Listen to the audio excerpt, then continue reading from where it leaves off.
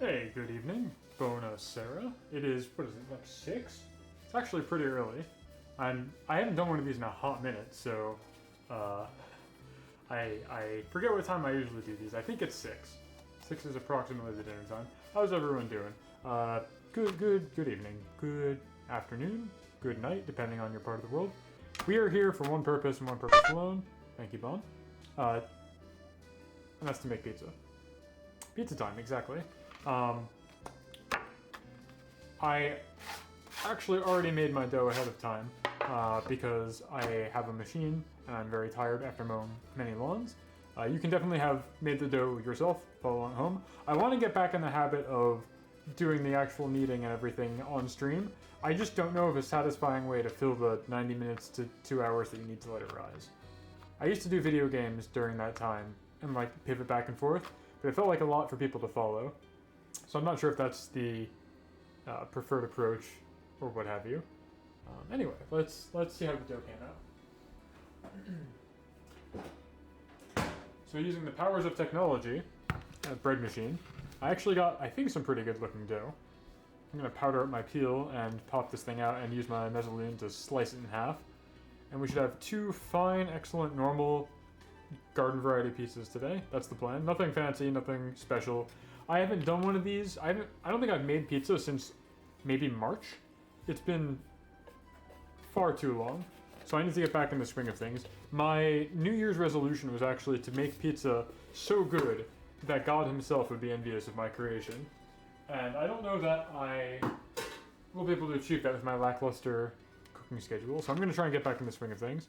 I've really just fallen off the wagon in terms of doing all this stuff.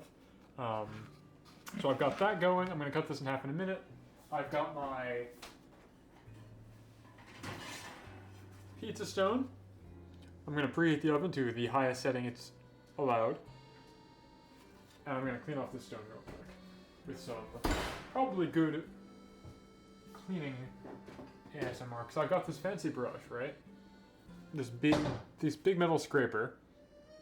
Hello, I heard there's free food here. You're absolutely correct. It's free. I don't charge anything. But yeah, I gotta clean my pizza stone real quick, and I'm not gonna do it over my kitchenware. Well, I guess I could. Like if I move this to the side, I could give you guys the worst ASMR of your life.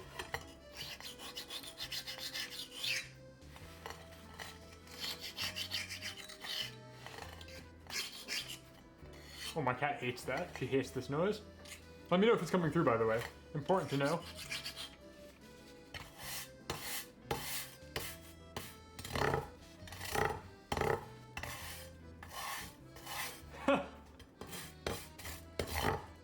You like that? Hate that? Don't worry, it won't happen too much anymore. Anyway, pizza stone's mostly char-free now. I will get a napkin and wipe that up.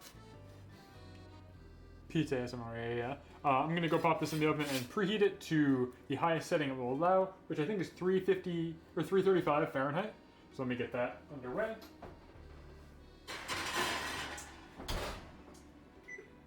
That's time. Bake.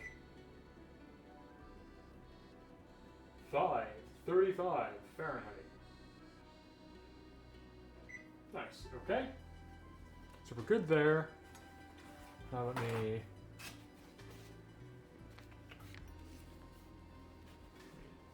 dab this paper towel in some water.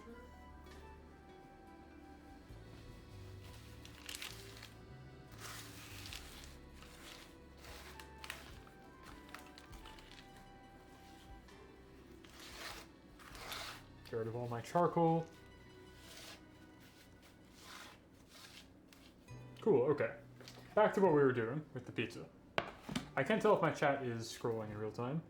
Sous Chef Bon, can you help me out for real quick?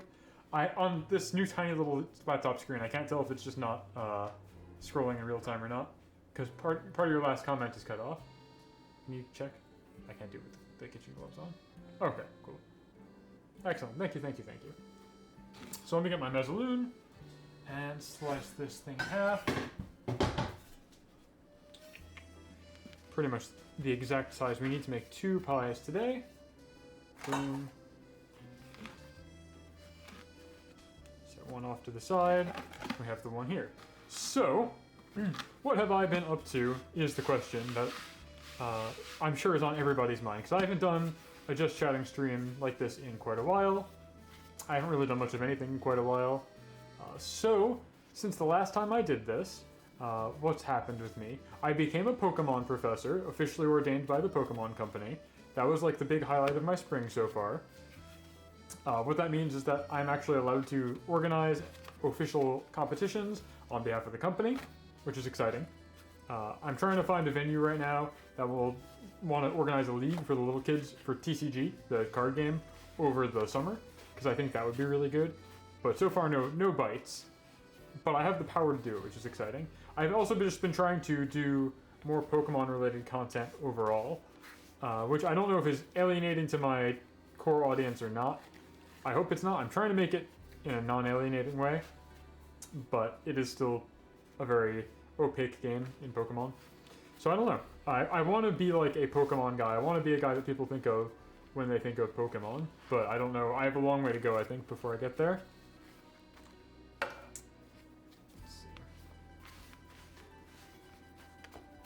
I'm not sure what the best way to achieve that dream is. I want to be a Pokemon master. I honestly want to get good enough from a competitor standpoint, not just an organizational standpoint, that I could attend like local adult level tournaments and compete like realistically and like be in the running. But I have such a long way to go, I think, before I reach there. And that kind of takes me to where I've been at mentally the past couple of months, is that I don't really know what to do when I make my hobbies into like competitions, because like Pokemon's a fun game and I've enjoyed it for many years at a non-competitive level, and now that there's a new generation out and I have my big powerful adult brain, all I can think about is, oh, I should hop on the competitive train while it exists, get in on the ground floor of this generation that I'm having so much fun with, and try and compete. And I either get blown out of the water or I do quite well. It's very hit or miss so far. I've done a couple streams where I do like the best of 3 practice, which is really nice. It's refreshing because I'm used to playing the ladder where you just have no information and you do a best of 1 and you part your ways. And there's so many variables in a game like Pokemon. The best of 1 is really punishing, right? So best of 3 where you have like team knowledge. The format is known as open team sheets, where you have like a list of all of the moves and items and the ability that your opponent's team has, and then the way competitive Pokemon works is it's doubles format, and then you have your six guys and they have their 6 guys, and you pick 4 to bring. So there are 2 that are just totally benched, and that is like the mind games aspect, right? So with open team sheets, you have a sheet that's all 6 guys, and then you find out which ones they ended up bringing as they send them out. So that's fun.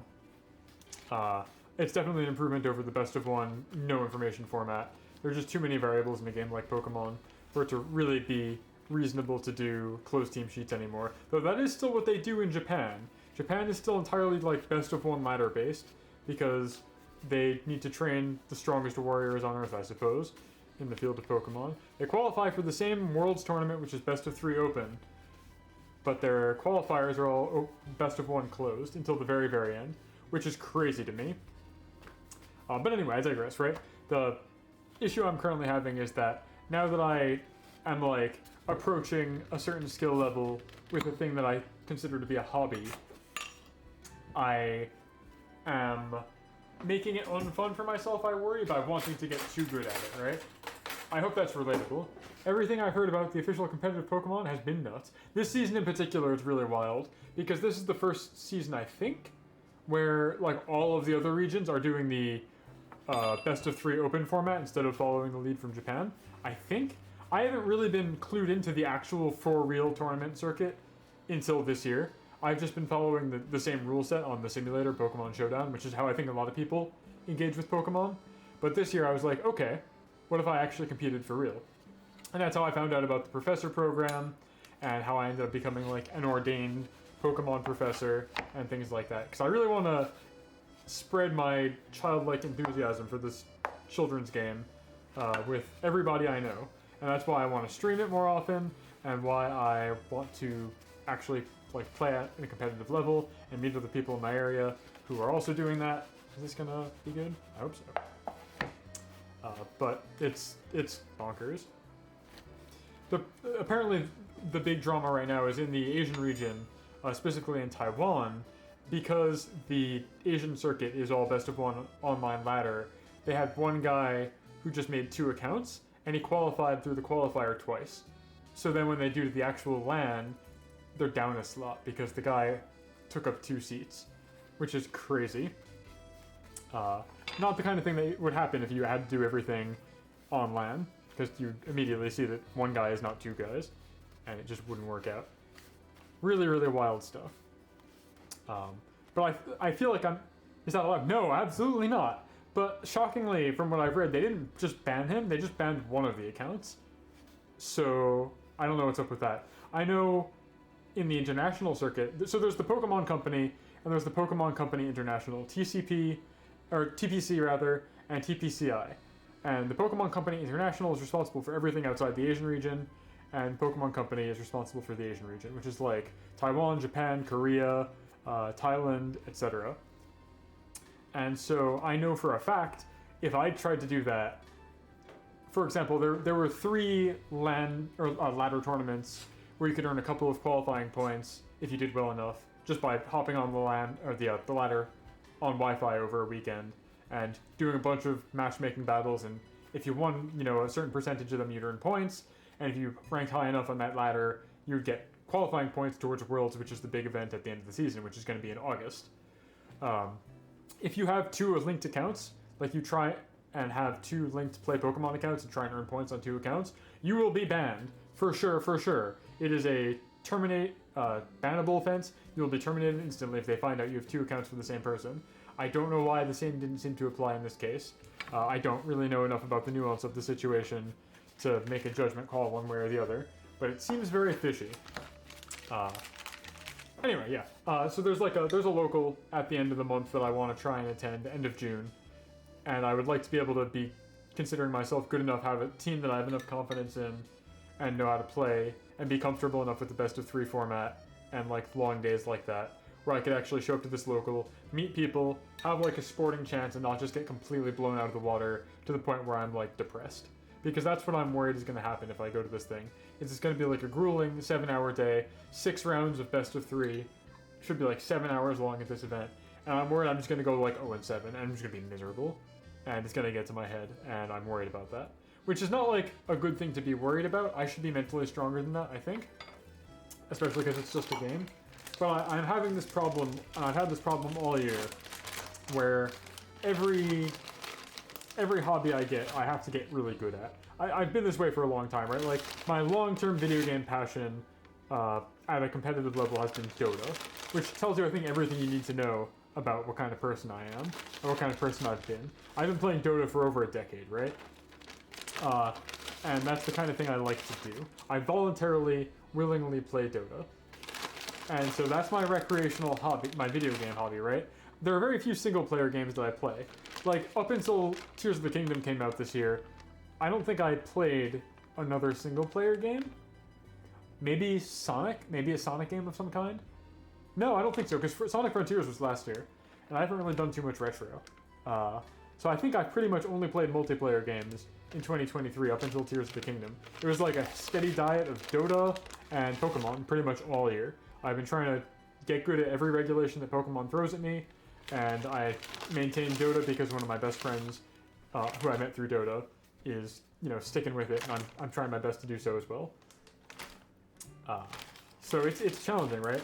And now I'm at the point where I'm like, oh, I love Pokemon a lot. I want to take it to the next level, second base as it were, with Pokemon.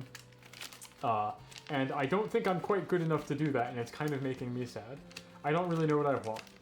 And on the other side of that, the other thing that was keeping me going last year is that I was just cranking out VTuber-related projects basically non-stop, right? If you've looked at like my itch page, I think I put out at least one game or piece of software a quarter for all of 2022. And some months I did more than that. I think I put out 6 things in 2022. All of them start to finish created in that year, which was very exciting for me. Why is my Parmesan not unraveling? I need Parm. So like that was very good for me. But then this year, I just haven't had any kind of inspiration, no flash of divine spark at all, and it's left me kind of feeling aimless. I don't really know what I'm meant to do because I felt on fire last year. I felt completely unstoppable. I had good ideas. I was able to execute them in timely fashion. People seemed to like them, made me happy. I met new friends that way. You know, bada bing, bada boom. It's perfect. But this year, I was like, all right, you know, that was a lot of work. Time to take a break. And my break kind of just extended and extended. And then February came and went. And March came and went. And here we are in almost June. And I haven't had any good ideas for a creative project. And so I guess kind of to compensate, I've been leaning really into competitive stuff, thinking that might be where I would find, you know, spiritual fulfillment. I feel like I've had a similar thing. You're kind of dried up creatively, so I tried to get fulfillment by driving back in. Yeah, exactly. And then there's a wall. Yes, that is exactly how I'm feeling right now. Where it's like I don't really have any intrinsically rewarding stuff to make or do, which is typically how I used to roll. So now I have to find something extrinsically rewarding, and that's just not going great. So I don't know. I don't know what would make me happy. I think what will be spiritually nourishing for me is if any of the venues that I'm looking at for getting like a tournament league for little kids for Pokemon get back to me and say, hey, yeah, we'd like to move forward with this. Because then I can be the, you know, those who can't do teach kind of type and actually live up to my desire of sharing the joy of this game with other people and this franchise and these funny little guys we call Pokemon, right? Yes, Chef. Hello. Hi, how's it going? So I think that'll be like very spiritually fulfilling if that pans out. Because I have a lot of fun competing at a low stakes level. I don't think I'm really ready for the big dogs or the big leagues. I don't know that I ever will be, but I certainly would like to encourage people to try their best. So I hope that I can use my new professor accreditations to good use, and I can encourage some children. Because I know I would have loved that kind of thing as a child. I would have gone absolutely bananas if I was told at the local hobby shop there was a card league all ready for you. They've got it taken care of. They'll organize everything. You can earn points. You know, do well enough, you get like card packs or whatever, that kind of stuff. Have fun events, etc., etc. So I really want to pay it forward, and I would love if that pans out. That's basically what I'm getting at. I don't know, this year just blazed by. It really felt like it was slow going, and then February came and went, and I blinked, and now it's almost June. So, kind of stressful. Kind of stressful. Is my oven done for heating? I'm not sure. Anyway, this pizza's pretty much done. I'm going to give it a little bit of oil. And then we're going to make another one after this one goes in the oven. As I was saying at the top of the stream, right? My New Year's resolution, which feels like it was just yesterday, was to make a pizza so good that God himself is jealous of my skill. And I've really been slacking on that. Let's see what's chat saying.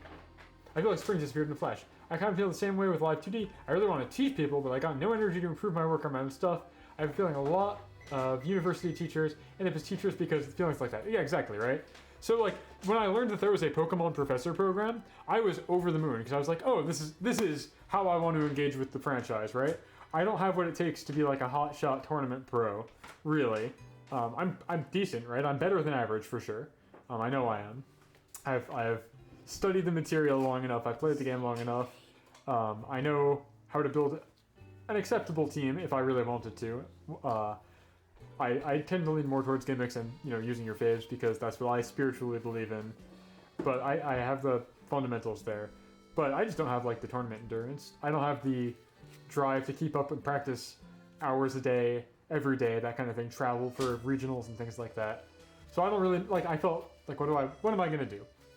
And so when I learned that there was a professor program, I got very excited.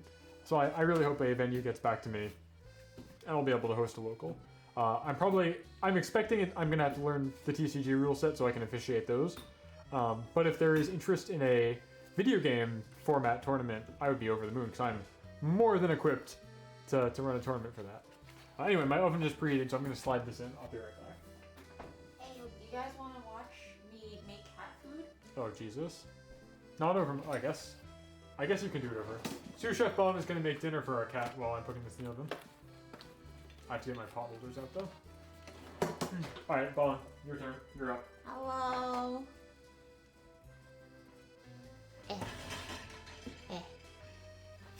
Here's Olivia's cat food. Oh, wait, actually, before you do that, I have one more technique to share. Okay. You guys probably see me do this all the time with the pizza, right? But the way you want to get it off the peel, and if it's ready, you lift up the corner, and you try and blow underneath it. If it doesn't go, it means that it's too sticky. Actually, sorry, Bon, I'm gonna kick you off. Okay. Because I need to. All right. Hold that thought. No more cat food video footage. No, hold that. What? But Olivia's hungry. I'll be 2 seconds. Because I'm realizing this one is stuck now. Hello, sous chef. Yeah, that's sous chef Bon. Yeah, so this one appears to be stuck in some capacity, which is not good. I probably needed way more flour.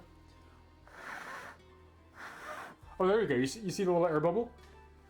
There you go. There we go. Hold on, we're getting there. Yeah, so when you see the air bubble go underneath it, it's got like an air ride underneath it. So you can easily slide it off the paddle, it's not stuck. Now I'm going to put it in the oven. Your turn. Okay, my turn. Oh, Hello everybody, I'm making cat food. This is just me mashing up some freeze-dried chicken. Sounds delicious, right? Yum yum. I'm told that I have to soak these in water for like a minute, but I'm too lazy, so I'm just crushing them up while they're soaking. Tell us about Olivia. Tell us about the cat that these are for. She doesn't have teeth, so no dry food for her. She has to have like wet food or food that's like turned into mush, basically. Yeah. And so this is why I have to do this every single day. Every day? Every day, 3 times a day. Because this cat does not have teeth. And also has a hole in her mouth. Mm-hmm. Which means that it's very difficult for her to keep the food inside her mouth, and she flings it all over the place as a result. It's very fun. Yeah. She's great. I love her. She's the best. Olivia's doing good. Did a little bit of rearranging in the house because she's been frequenting another windowsill that she hasn't before. And so as a result, she needs a set of stairs by that windowsill so that she can jump on and off it with relative ease. Here's the other thing. She only has 3 legs. Yeah. So as a result, it's very difficult for her to get up and down places. So for those keeping score at home, right, that is 0 teeth. Okay.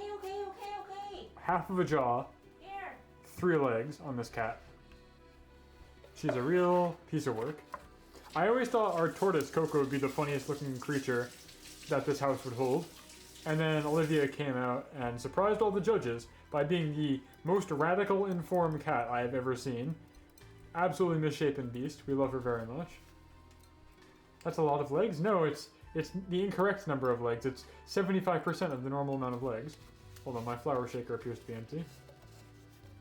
Is it? Yes, it is. Okay, so my pizza's in the oven.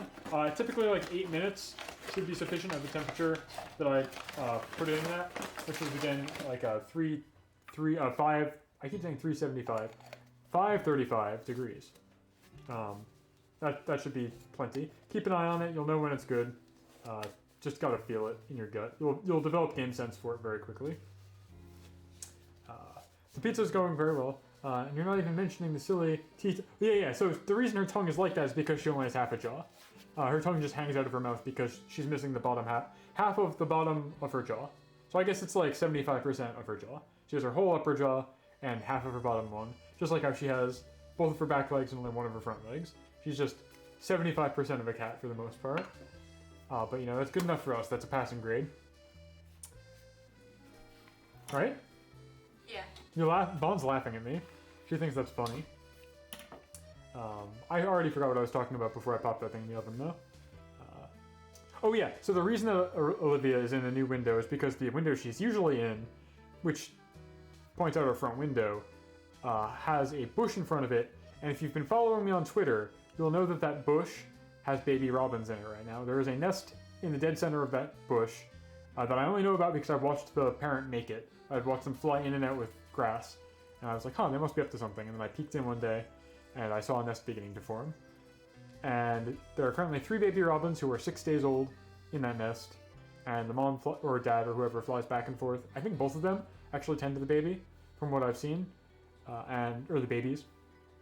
And so they're doing quite well. I haven't observed their eyes open yet, which surprises me, but I don't know if they're just always basically asleep when I find them. I kind of assumed that when their eyes finally open, they would just be open like all the time, like staring into the world and perceiving as much as they could because they haven't seen anything for a week.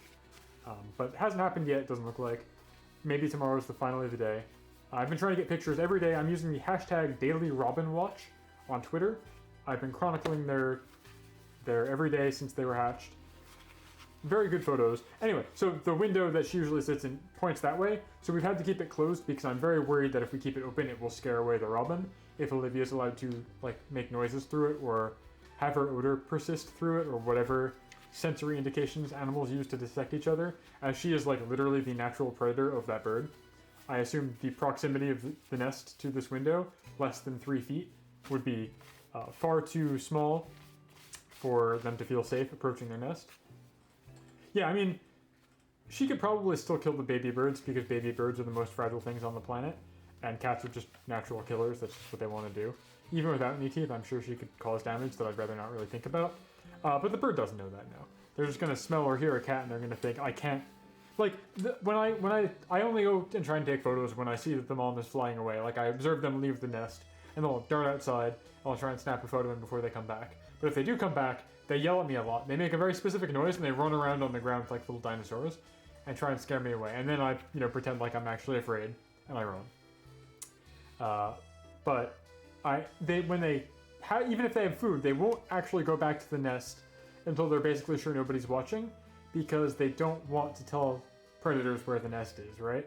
So if you have a cat that's in the window constantly staring at where the nest is, it's gonna cause problems, I think. Just a guess. I'm not a naturalist. I don't really know. I know more about Pokemon ecology than real ecology, so I'm just taking a guess here. Let's check on the pizza. Let's see how it is. Let me make sure I'm not burning this. Ooh, that looks quite good.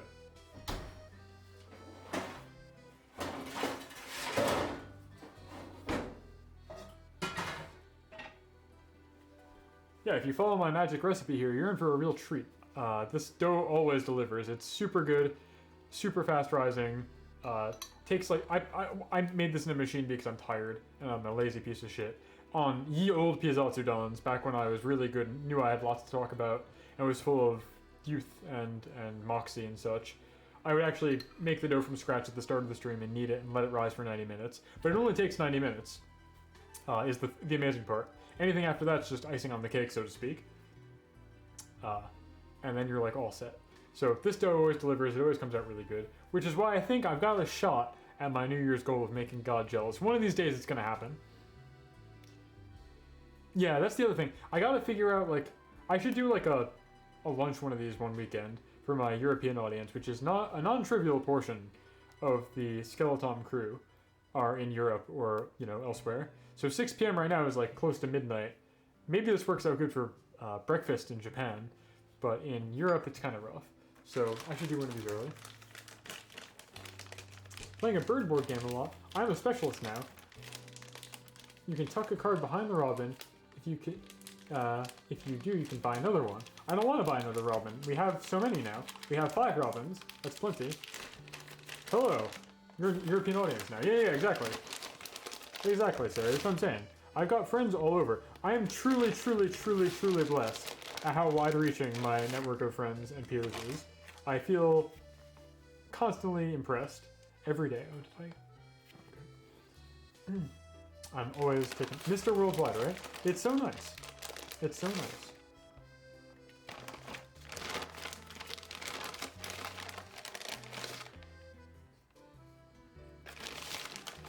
I hope I can make content that everybody is able to enjoy and digest. Though honestly, I've actually been seeing a recent uptick. Oh geez, recent uptick in my VOD channel on YouTube has been getting. I mean, not a lot of views, but comparatively way more views than I'm used to. So that's cool.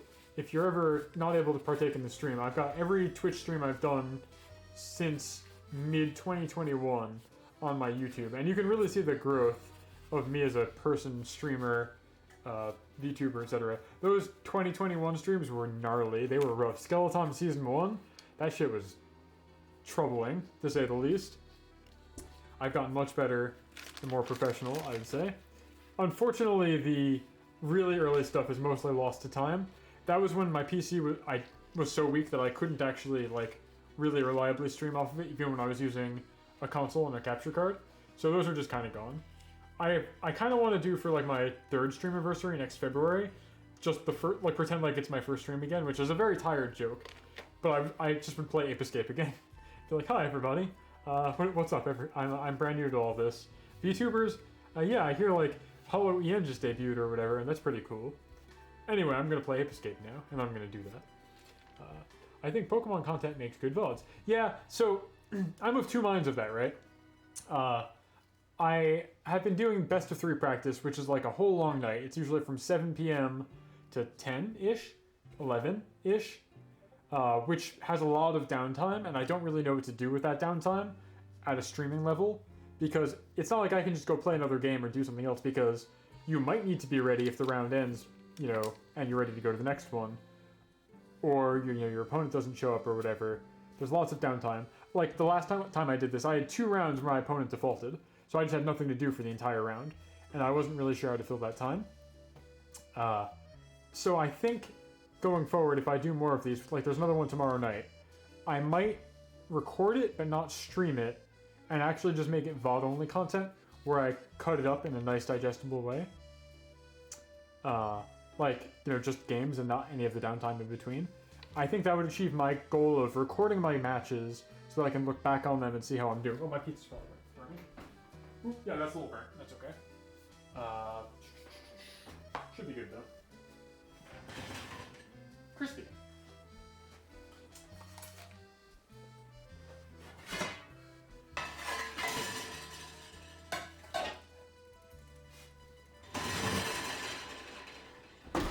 Okay, actually this is not that crispy. It's not burning, we're good.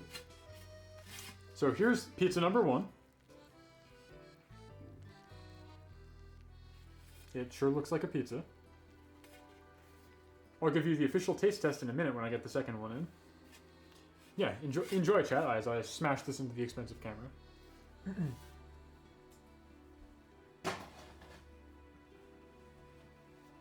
And yeah, let me get this guy all squared away. I've been so busy doing the Zatsudan and lost focus of the pizza part of it.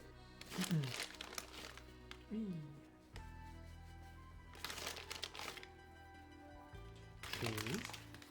Parmesan. Where did I put my olive oil? There we go. Hey Fuba. Welcome, welcome. Yeah, so as I was saying, if I do my best of 3 practice, I'm gonna probably record it but not stream it, just because the downtime is like, even if nobody really minds it. Hi Ricky, how's it going? Even if like everybody was like, oh yeah, I don't mind just sitting around or whatever, I feel awkward having a microphone and a camera in front of my face and being like, alright, next round is in 25 minutes. Okay, what do I do for 25 minutes? Or, oh, my opponent didn't show this round. I have anywhere between 25 minutes to an hour before the next round starts, when everybody finishes their matches. What do I do? So I think I'm going to record it, because I like to record my matches so that I can see and look back on what I was thinking and what I was doing and how I could have played differently. But I'd probably just cut it up and cut out the downtime. Though that said, I did a ranked stream, really short 1-hour stream on Saturday, because I wanted to get to Master Ball before the ladder reset on, I think it's tomorrow? Tuesday? Something like that. Resets at the end of the month, right? So I wanted to get to Master Ball, which is the highest in-game rank that you can get. And then they just give you like a number after that. And I did it. It took me 4-5 matches, I think. So the VOD for that's up on my YouTube. Really short, 1 hour. All the games are time-stamped. And the best of 3 one that I put up is also time-stamped. So if you're really, really interested, I have like, round 2, game 1, 2, 3, all timestamped. So I will always make sure to timestamp competitive games like that so you can get right to the action. I'm trying to get good about timestamping all of my VODs, but some of them warrant it a little less than others. Anyway, let's get this pie in the oven.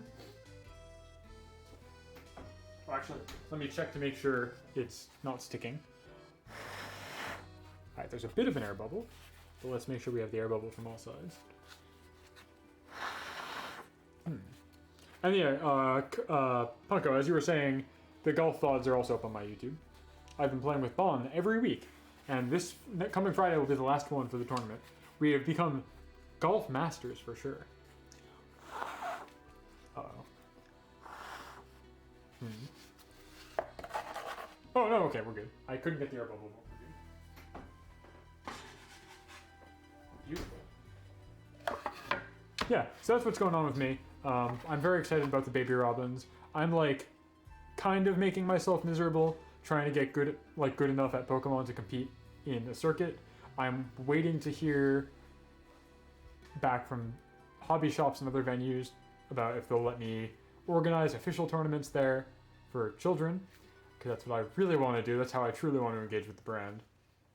And yeah, I don't know. I would love to have some software project to work on, like a fan game or something like that. But VTuber birthdays have come and gone this year, and I just nothing's clicking.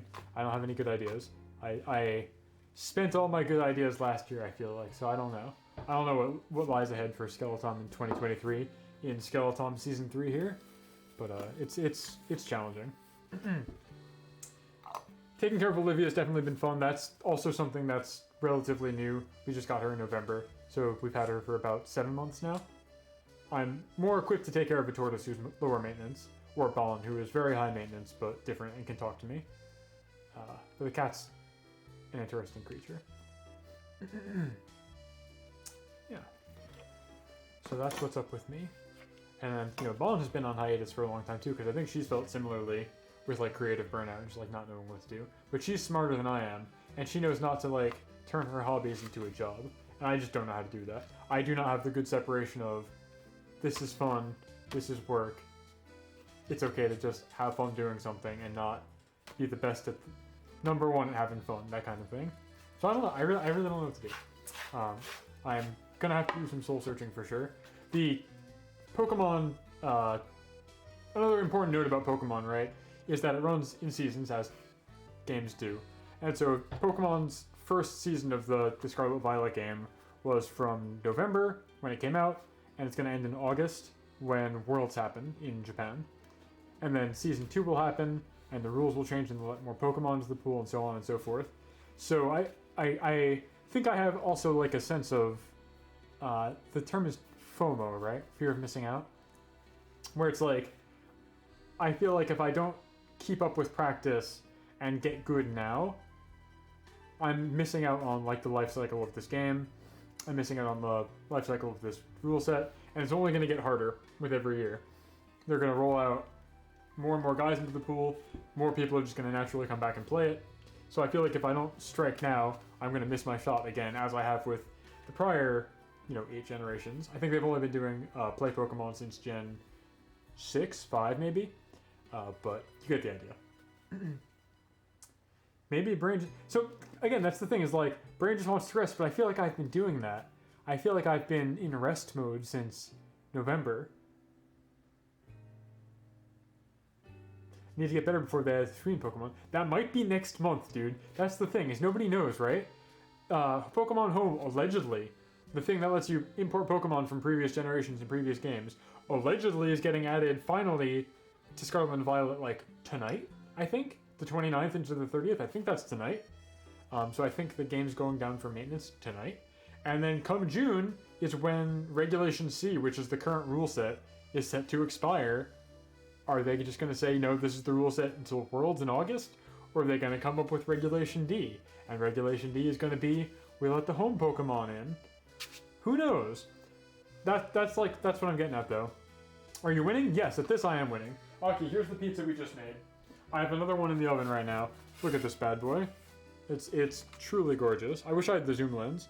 I'm going to try and autofocus on it. Or, like, center it better.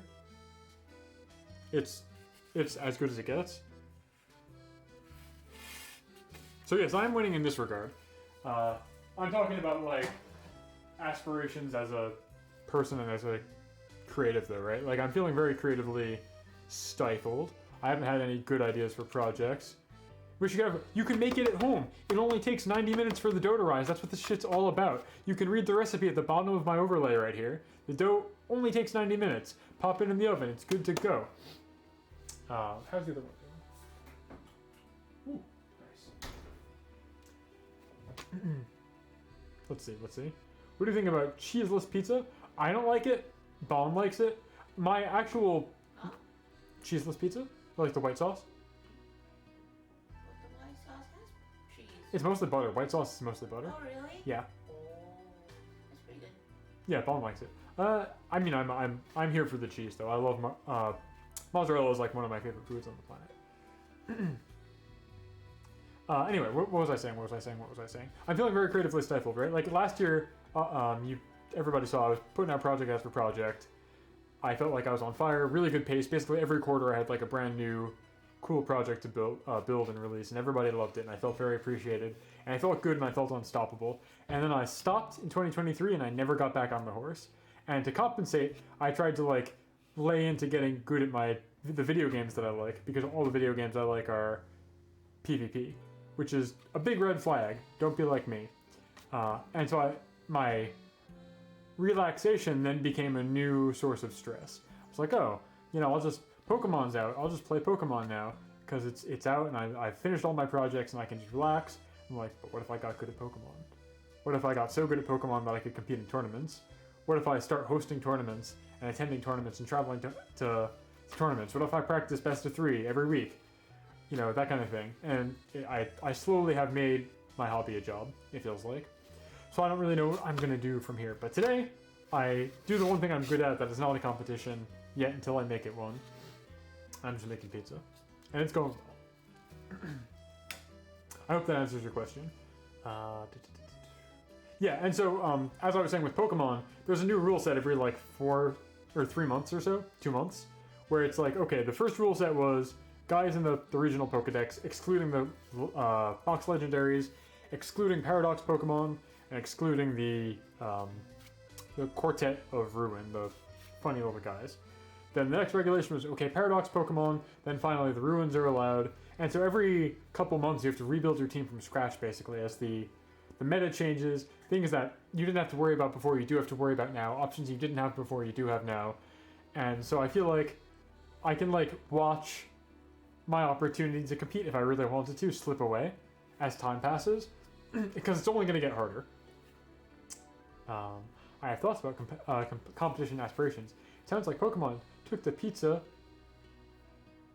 of work free. I don't know what that turn of phrase means, but yes, I know. I'm actually looking forward to talking to you about this because you've done many good video essays on exactly this subject, and I don't have a strong enough brain to get myself out of this hole. How's the other pizza doing? Ooh, almost done. Almost done.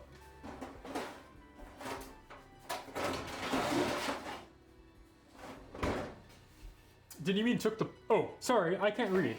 I'm look very far away from the chat, and I thought it said took the pizza of work from you. Took the place of work from... Yes, that makes sense. Yes. I was like, it becomes a job, because I'm spending all my time playing it, so I'm like, oh, I might as well be good at it. I'm spending all my time playing it because I'm trying to not do other things. I'm trying to relax. But instead, I've just turned the thing that was relaxing into a job. Don't be like me. Do not be like me. It's bad. It's not healthy. But you know it is healthy. You know it is healthy. I'll show you it's healthy.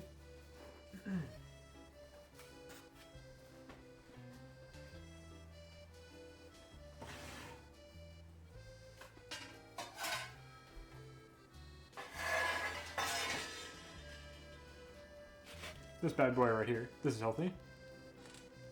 Unfortunately, I'm already like you on this one. Yeah, but Comisery is fine. Shiny Hunter, so I'm on this boat. Well, you're not, though.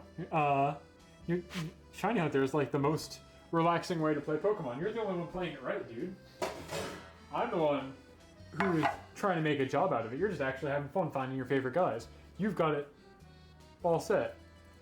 You're not on any kind of deadlines or timetables. There's no impetus. You can shiny hunt whenever you want. There's no season passing you by. There's no, tournaments that are passing you by. You're all set. You can enjoy it at your own pace.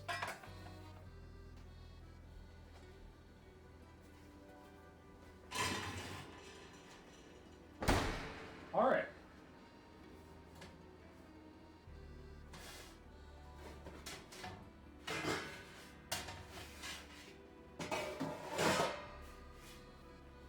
Two of them. Behold. Dude, I'm not doubting that it's like time investment or whatever. It's cycle of pain, but it's your own cycle of pain. There's no extrinsic forces that are like, you have to suffer right now, or you're going to miss the boat, that kind of thing. So this one's a little less crispy than the other one. I think these both came out pretty good. We're going to do a taste test in just a moment. Sous Chef Bond, do you want to come over and do the honors? I should probably take a photo of these as well. As I was saying at the top of the stream, my goal is to make a pizza so good that God gets jealous. So I have to document these. It's very important. Actually, let me move this over real quick. I tried to get a shiny Glamora and used Explosion, so I can never call it relaxing. That's a good point. There are ways that you can make shiny hunting extremely stressful.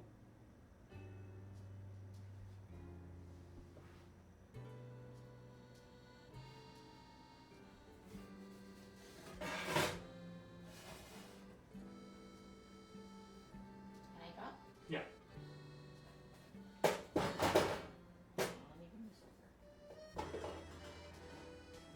What?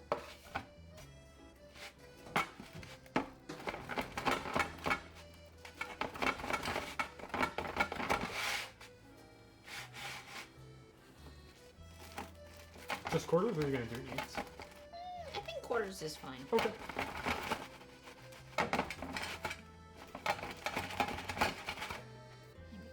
Yeah, there's all the things to care for. Well, shiny hunting depends on the method and the long hunting. Yeah, I found that Spore is a godsend when trying to do shiny hunting. Being able to put your Pokemon, the opponent, to sleep like 100% of the time. Very, very good. This looks decent. Good. Bond says it's good. So that's all the assurance I need. I'm going to hold it up to the screen in just a moment.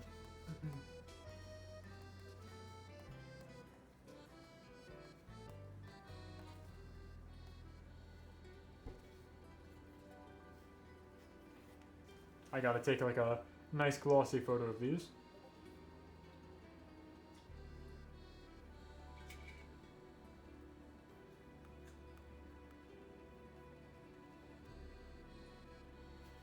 Okay. Seems like if you use a pizza cutter wheel instead of a long cutter. No. The Mezzaluna is perfect for this. You just rock.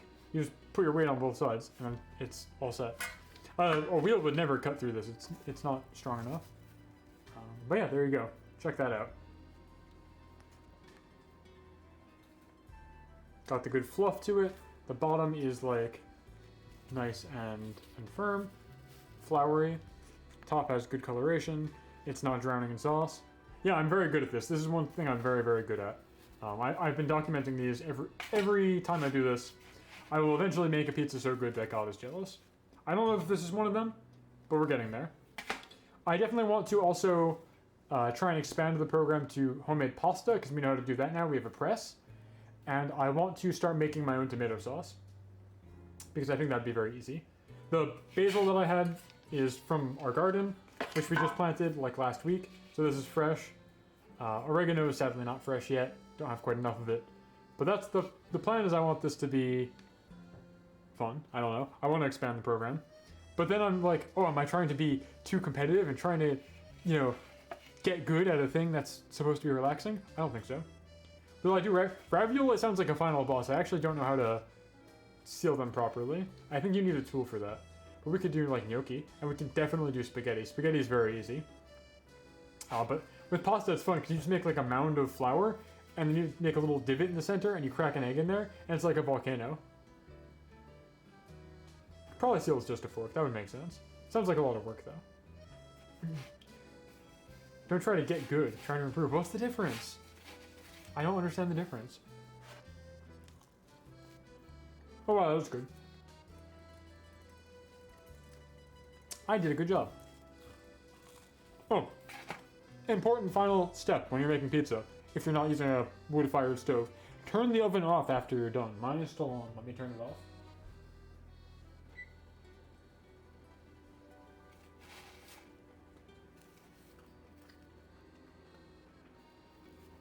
Yeah, I did all right here, I think.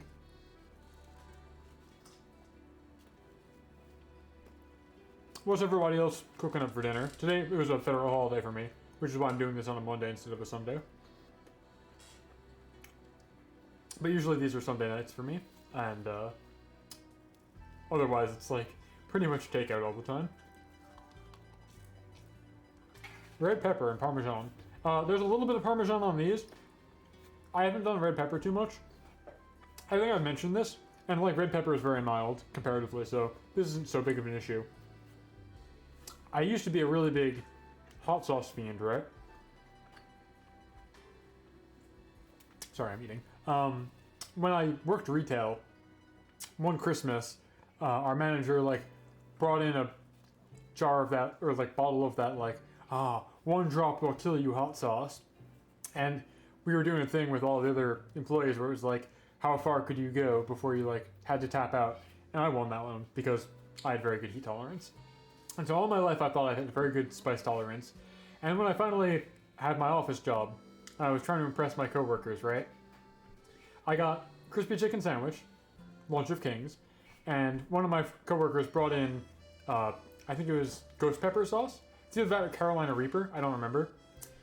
Brought that in, and I just went to town. Like I poured that all over the thing, and I was like, oh, this is fine.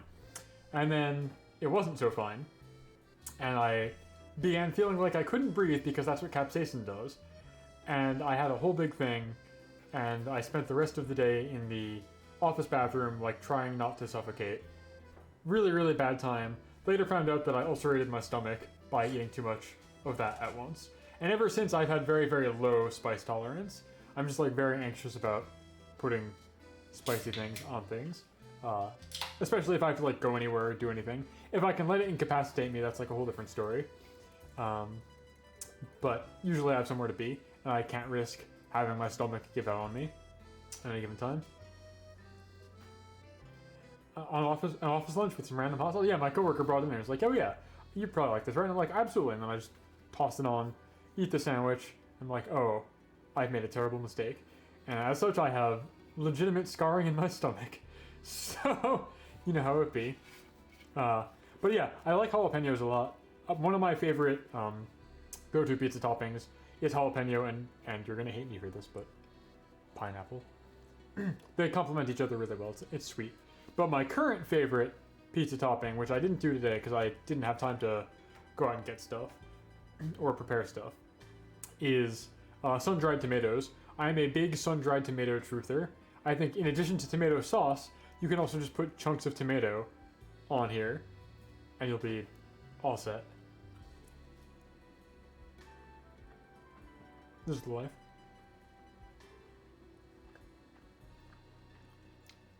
Thai red peppers, otherwise my go-to is pepper last dab. Yeah, so hot sauce is good. I do certainly miss it. I'm just worried that it's going to cause me pain again. I have trauma that I will never recover from. Never, ever, ever.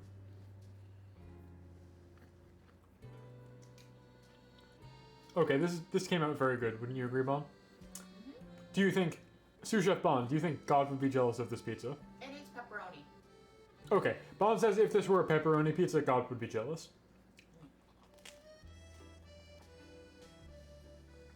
Good to know, good to know. Want to cut the other one too? Oh, yeah.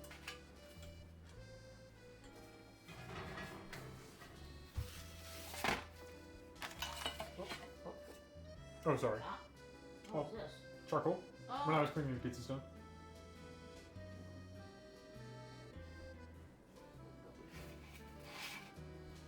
Alright, here's the first one we had. It was kind of burnt.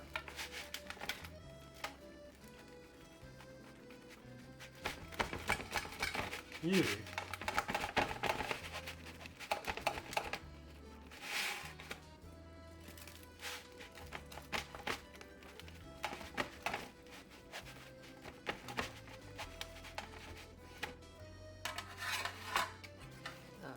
weirdly shaped. You really like cutting this into quarters, huh? Yeah.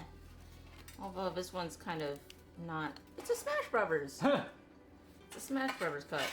Okay.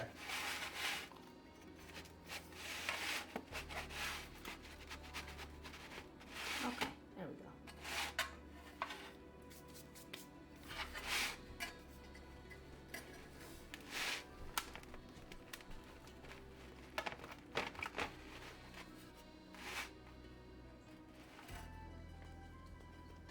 Okay. Aki asks, you don't strike me as someone who buys pizza, but if you had Little Caesars Old World Pepperoni Pizza, I have never had Little Caesars in my life. I have never been hot nor ready for anything. I do get takeout pizza actually more often than you might think, typically because I'm very lazy, often because there's a certain fast food kick, like flavor, that you can only get from takeout pizza that I can't quite make. And honestly, like as fun as and as good as I am here, the guys who make like 500 pizzas a day for like your local mom and pop pizzeria are better than I am by quite a lot. In terms of consistency, shape, flavor, that kind of stuff. So I do get takeout from local places. Domino's famously doesn't deliver to where I am, which is very funny because I do miss Domino's from college, which is, I mentioned this on a different stream a while ago. I have this theory that Domino's and pizza they share a common ancestor, but I do not think that they are the same species anymore. Domino's is like an evolutionary divergent from pizza. It is similar to pizza, and you can see aspects of pizza in it vestigially, but it is not the same thing. Domino's pizza is like a whole different beast. It's wacky, but I do miss it because it has that fast food flavor. The same reason that you'd want to go for McDonald's, right? Even though you could just get chicken at home or whatever, or burger anywhere, but you want that fast food flavor. That's what I miss about Domino's. Yeah, the 10 to 20 boxes. Yeah, I miss them. I used to get them. Back when we used to do like game jams at college, and we'd be up until like 3 in the morning. Domino's was the only place that was up, and so they earned their penny from all us college students. They got the money. I miss it a lot. Let's see. This one looks pretty good too. Nice and airy. Airy crust. Looks good. Yeah, I'm talking like 3 a.m. late night pizza. All right, let's take a bite of this one and see how this is as well. Basically identical. The cheese is a little rubberier, more rubbery, I guess, because I let it cook for too long, I think. But the shorter one and the longer one are basically the same. I'm really pleased with the crust actually this time. I think I stretched it to exactly the right width. If you go too thin, it doesn't rise a whole ton. If you keep it too thick, you get like huge bubbles and it doesn't cook all the way through. It's a little well done. The cheese is a little bit rubbery, but I don't think anybody would have this and be like, I don't like this.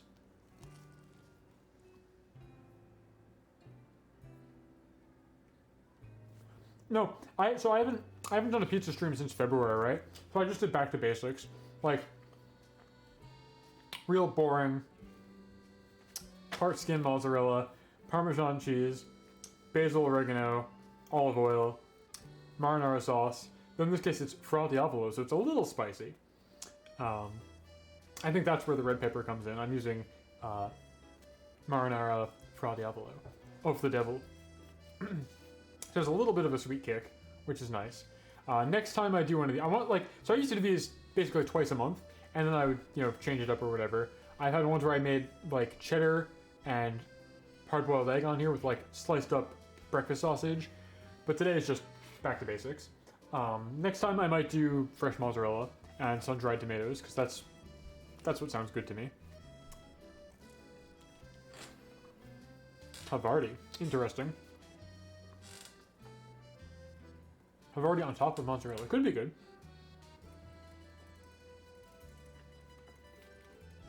A problem I've been having when I try and do fresh mozzarella. Oh yeah, look at that crust, very airy. That's the, hold on, autofocus, there we go. That's the good stuff right there. Problem I've been having when I use fresh mozzarella is I don't slice it thin enough and it just becomes kind of rubbery as well instead of melting. I gotta figure out the right way to do that. And I'd love to make mozzarella one day. That's where it's at. But that's a whole different can of worms.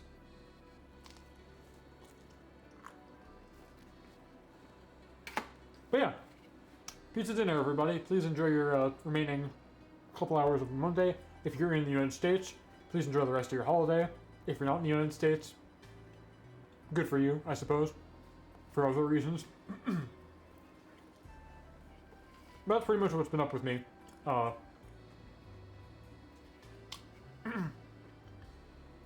I've been kind of creatively burnt out, and I feel like I've been that way for months and months and months. I've been trying to put my time and passion into games that I like, but I haven't really found that to be particularly fruitful either, so I kind of have just been feeling aimless for a while now.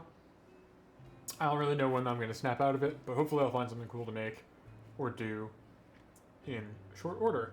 And if I end up finding a venue for being able to host locals for the kiddos in my area, for TCG or the VGC for Pokemon, believe me, I will tell you. I won't tell you where it is, of course, but I will be very, very vocal about fulfilling my dream of being a tournament organizer for this kind of thing. Looks great. Thanks for the stream. You were very welcome. Thanks everybody for stopping by. I'm going to go find somebody to raid. Shouldn't be hard. I imagine, what is it, like 7 o'clock? Probably a lot of people on twitch.tv. So I will be right back, and I will catch you guys whenever I catch you. Bond, do you have anything you want to plug? No. Bond says no. Okay. So yeah, I will be, I'll be around on Twitter. You know where to find me. As I was saying, I'm probably going to do best of 3 practice for Pokemon tomorrow, but it will likely not be streamed. I will cut that together as a nice, concise VOD on my YouTube channel, which you can find in the links below. Check those out if you're interested. And then the next scheduled stream for us, I would think, would be Friday, 8 p.m.